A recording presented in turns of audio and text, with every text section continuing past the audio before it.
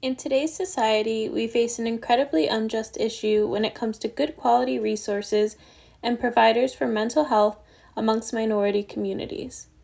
Minorities are at a disadvantage when it comes to mental health resource accessibility due to biological risk factors, lack of qualified medical professionals to evaluate and provide substantial medical assistance, and the socioeconomical disparities minorities face over Caucasians.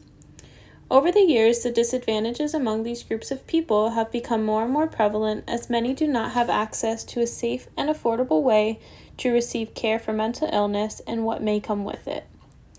With negative stigmas slowly being removed from the mental health world, and with more people trying to address these concerns, I believe that it is important to bring awareness to this issue, which is why I decided to do some research on it for my final.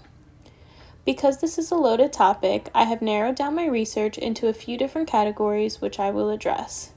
First, I will discuss the environmental and biological risk factors that affect the amount of individuals who have mental health disorders, as well as how severe they can get and how certain groups are predisposed to certain disorders. Next, I plan to talk about the lack of professional psychologists and psychiatrists that are accessible and the negligence of care minority patients often experience.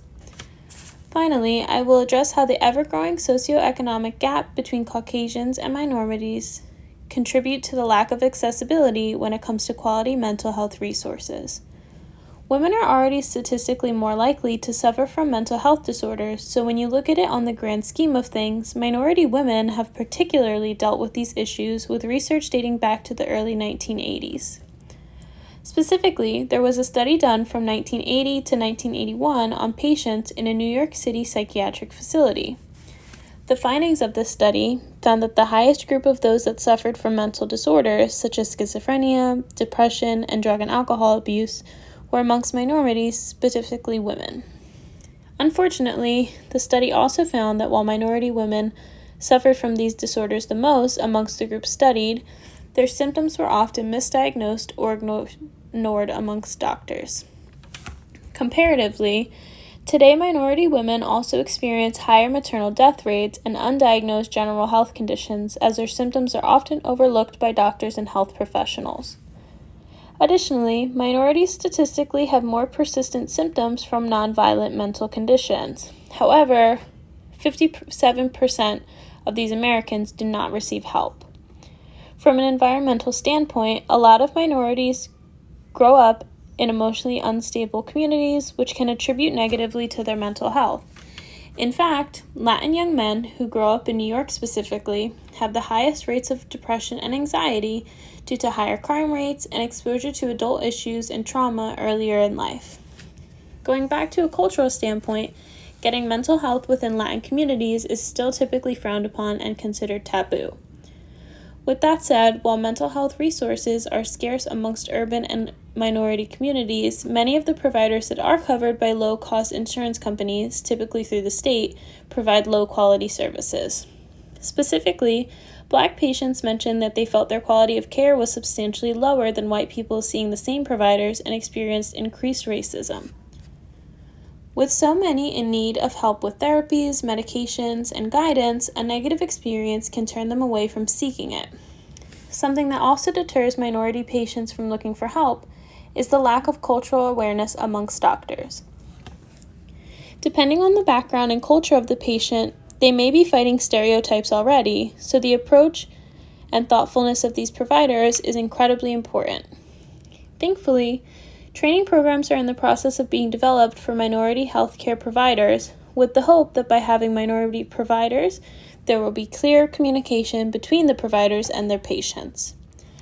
Better rapport with these professionals could open up the opportunity where those who might otherwise not feel comfortable reaching out for help are more informed and receive better care. Finally, what is arguably the largest factor when it comes to mental health accessibility for minority groups is the socioeconomic gap between them and Caucasians. In better developed communities, mental health resources are more accessible on the whole based on higher grade insurance through better companies, and with white people being generally wealthier, they can afford to seek good quality mental health professionals. In addition to this, individuals with higher salaries also reported better quality of life and did not even feel the need to receive any of these healthcare services that they have at their accessibility hands. Taking all of this into consideration, lower income communities tend to be made up of minorities. Members of these communities do not have the same resources as middle and higher class citizens do, or the funds to afford it. Similarly, money troubles negatively attribute to a person's well-being, so it becomes a never-ending cycle of depression, anxiety, and overall unhappiness with a lack of solutions on how to rectify it. There are also smaller troubles that these communities face, such as reliable transportation to and from doctor's appointments, as well as internet or mobile devices to be up to date with any applications or notices. Unsurprisingly, a country designed to have Caucasian men succeed in great numbers does not diligently work to lessen the gap of anything between minority groups, especially mental health resource accessibility. Undiagnosed mental health disorders can negatively affect individuals for generations to come. So while normalizing getting help is a positive change, it is also critical we implement enough resources as well.